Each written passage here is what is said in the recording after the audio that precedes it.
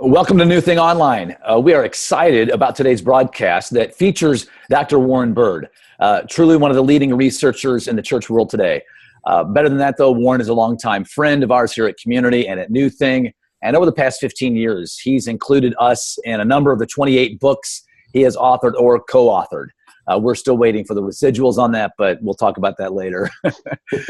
Warren is not only a tremendous person who genuinely loves the church and church leaders. He has served as a pastor and a seminary professor and is currently serving as the director of research at Leadership Network, one of our favorite organizations that specializes in equipping church innovators. Leadership Network recently fielded a survey of churches with major emphasis on internship and residency. That's what we're here to talk about today. It was designed by Warren, and it is the largest study to date of church-based internships and residencies. The findings have yet to be released, so we are privileged to get a sneak peek at what Leadership Network and Warren discovered in this groundbreaking research. I also want to welcome Patrick O'Connell. Patrick's been a church planter, a pastor, and now is the director of New Thing. New Thing's vision is to be a catalyst for movements of reproducing churches. Patrick's going to lead the discussion with Warren, but I have a feeling I'm not going to be able to help myself. I'm going to have to chime in and ask a couple of questions along the way. So, Patrick, I'll let you take it from here. Yeah, Warren, thanks again for being with us. I'm excited to have this conversation. So you've done this research. You've reached out to all of these churches about internship and residency. Tell us, what are a couple, 2, 3 things that you find from this research that were enlightening or inspiring or insightful for you? Hey, thank you, Patrick and John. And actually, we are recording it pre-release, but by the time, we're going to release it tomorrow, so by the time people see this, it is public. It is, just go to LeadNet, as in leadershipnetwork.org/intern, and you get to download this free report, illustrated, richly illustrated. And you didn't say that New Thing and Network and Community Christian previewed it. You are the opening illustration in the report. So it's... Well, we wanted to be a little humble, you know. but you guys are pioneers, and in many ways you don't fit the norm. For example, to me, the biggest finding is this thing is mushrooming.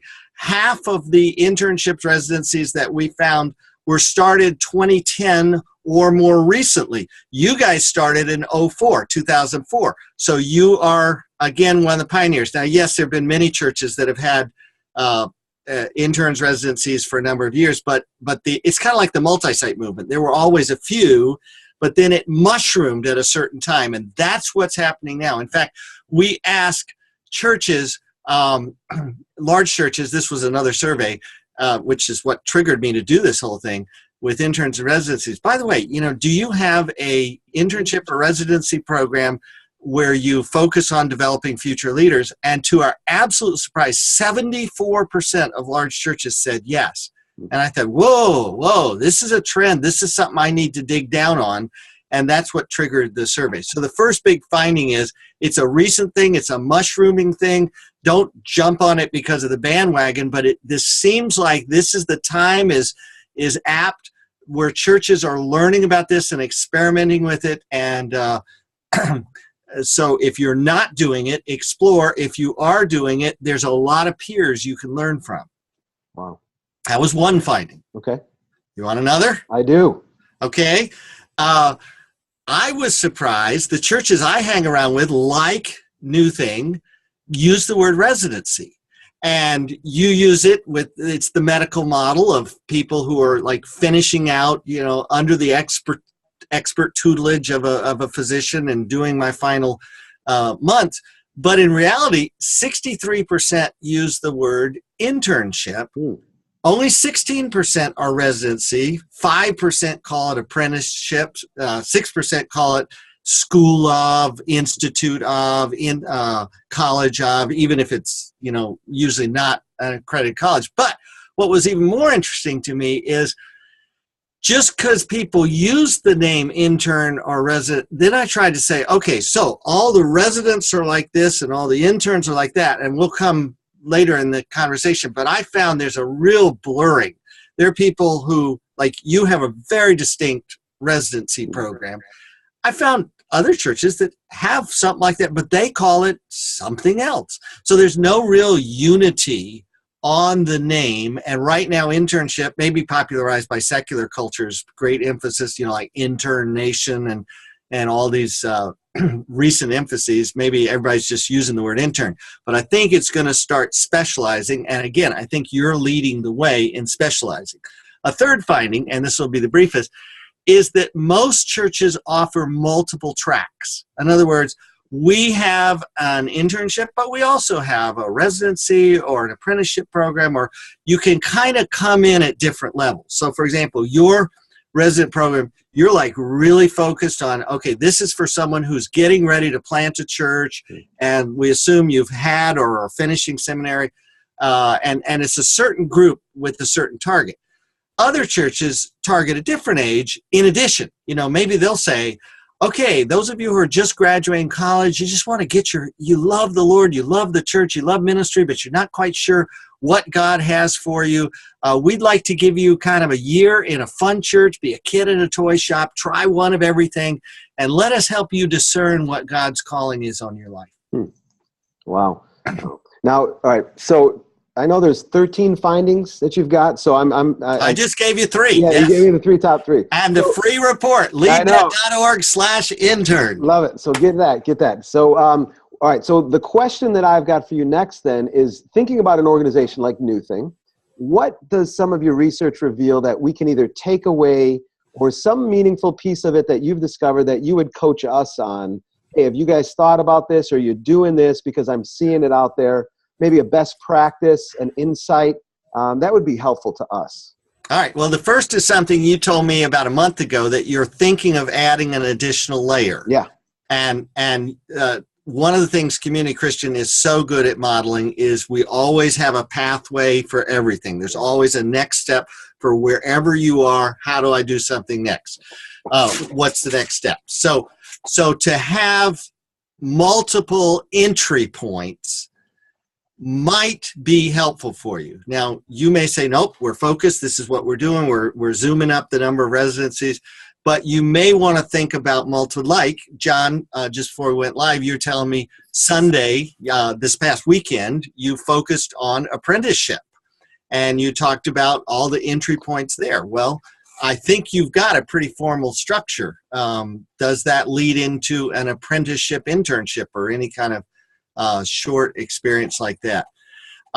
Second, your funding, it was fascinating what we found. If you can imagine like a camel with 2 humps, that was what the graph, one of the illustrations are of how people fund it. A bunch of churches fund it like entirely. A bunch of churches fund it like not at all. And pretty much in the middle, there's nothing. So your dream of funding a lot of residents, I think you pretty much have them funded all, correct? Yeah, excuse me one second. We have residents who can receive a matching program. And so that's relatively new, though. I could explain that more at another time. But yes, some of our residents are qualified to receive a matching, but all of them are expected to raise their own support.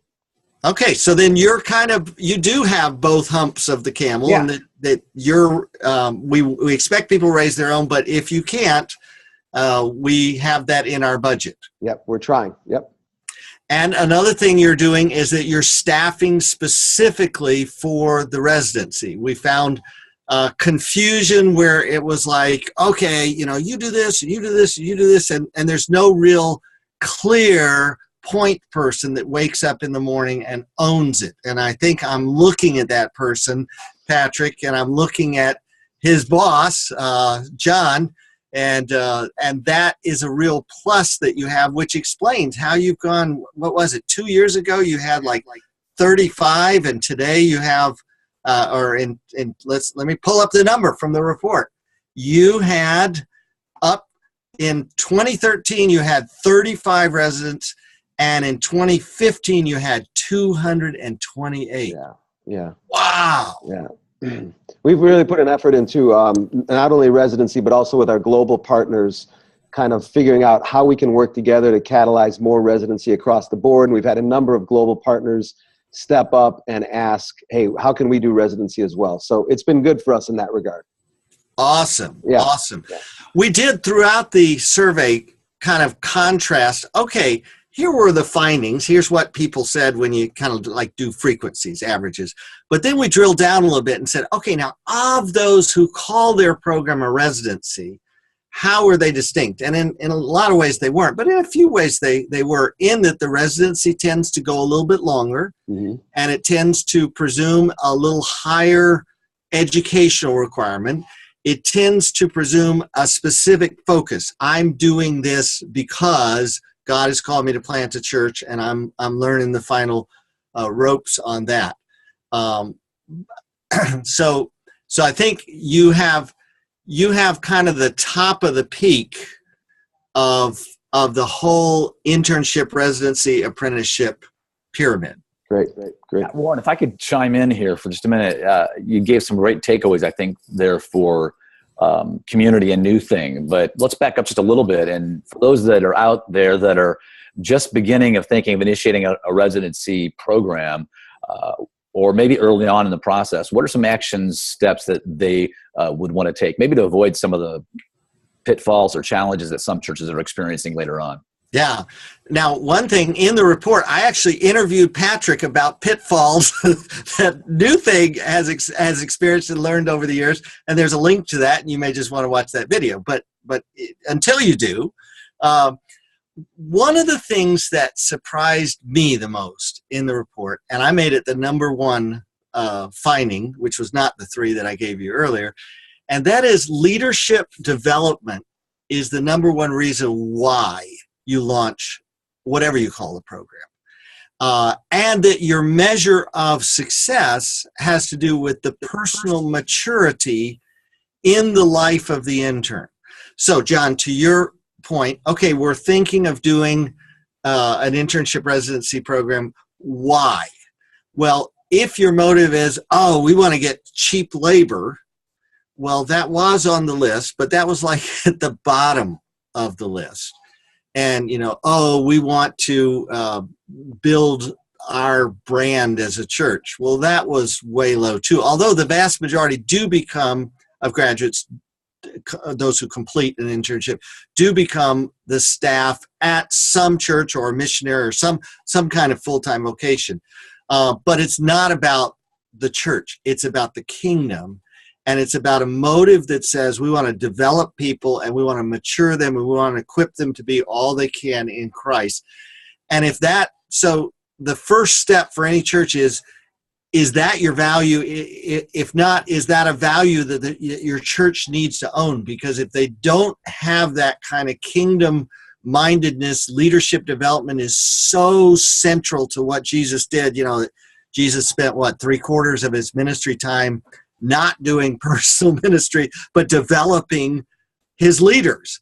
And if that's not your mentality, your internship program is going to be very limited in what it does.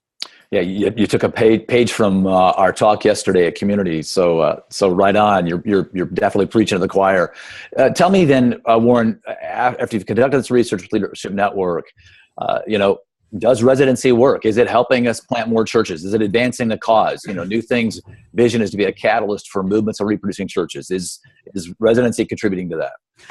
Absolutely, yes. And it's not just contributing to pouring out church planners. When I first planted a church, it was like, oh, God's called you. God bless you. We'll say a prayer. Maybe we'll take a one-time offering. And, if you're ever back in our area again, let us know how it went. You're truly on your own. Now there's the Exponential Conference, which Community Christian's very involved with. There's so many support networks, which means that the result is the kind of people who plant churches are going out better equipped, and their ministries, therefore, are more fruitful, both in terms of the durability of the church planter and in terms of heaven being populated, to use a community Christian word, people finding their way back to God.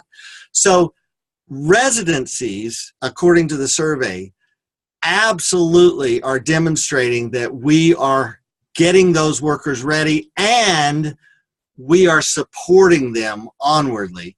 And I just would hope that people would read the report, free at leadnet.org/intern, and say, we need to make some kind of commitment that we're going to train up and send out and in some way support, whatever that means. It may not be financial, but mentoring, emotional, sharing resources, whatever it means.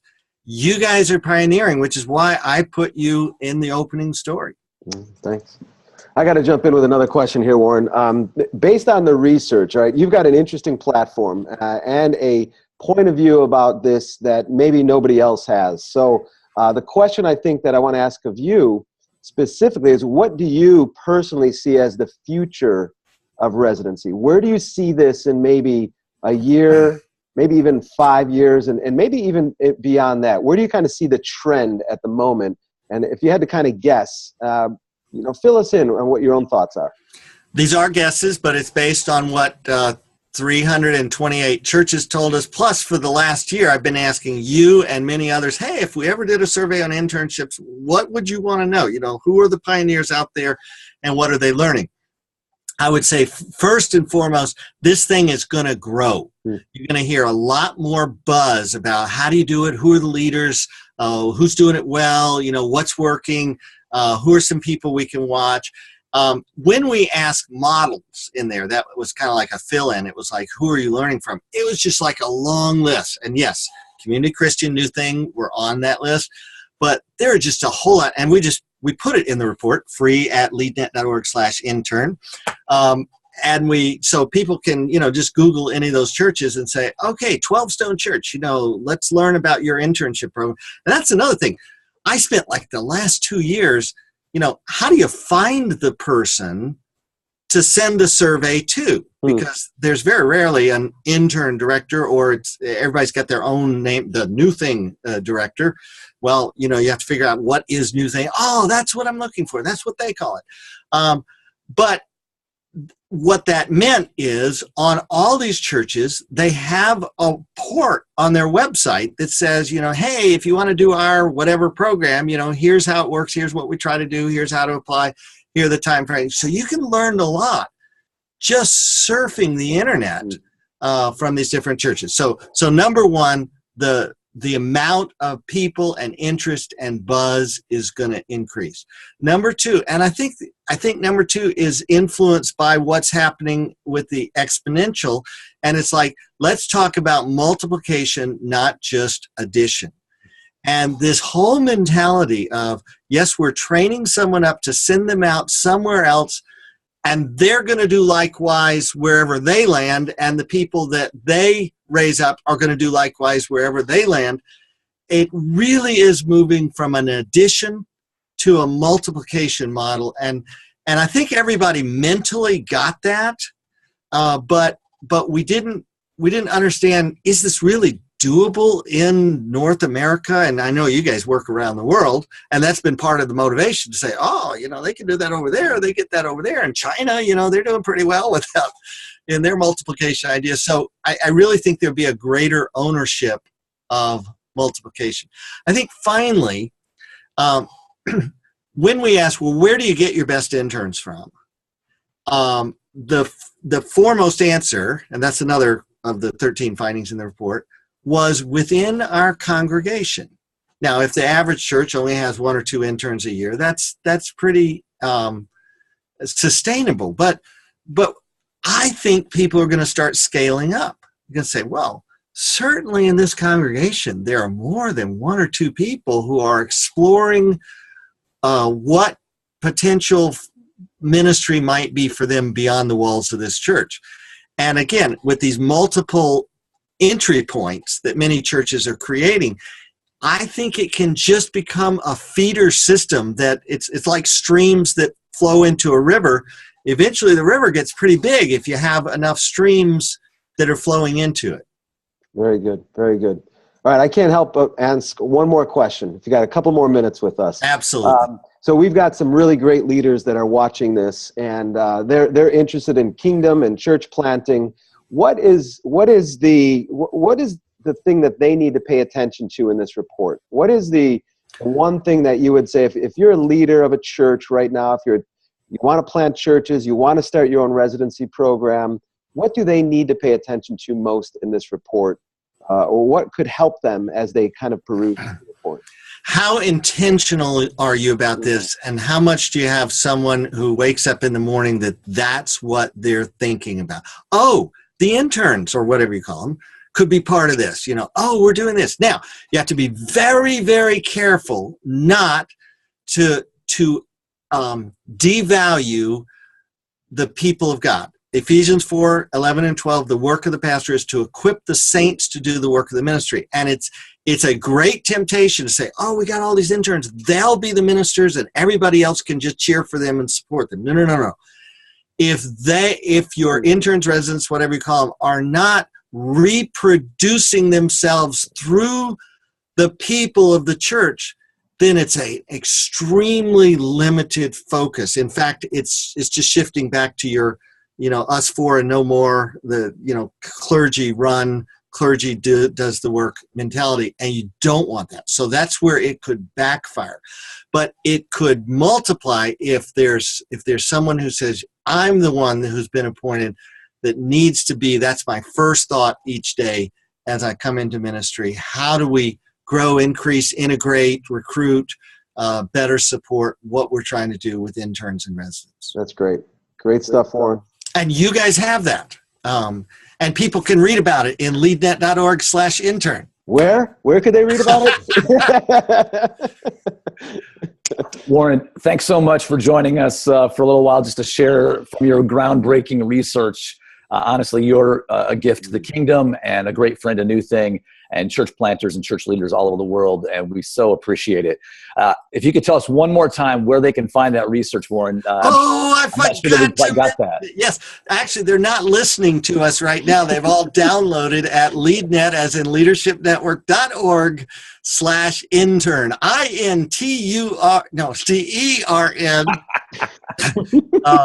Enjoy the report. Yeah, and thanks for joining us on this broadcast for New Thing Online. Be sure and check every month at newthing.org, where you can find a new broadcast of New Thing Online. We bring the brightest and the best church innovators and thought leaders to you every month. Thanks for joining us, and we'll hope to see you next month.